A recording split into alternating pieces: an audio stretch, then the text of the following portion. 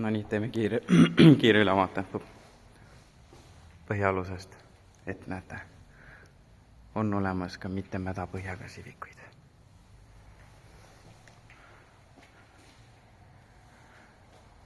Põhjal on kõik kirevahaga üle tehtud.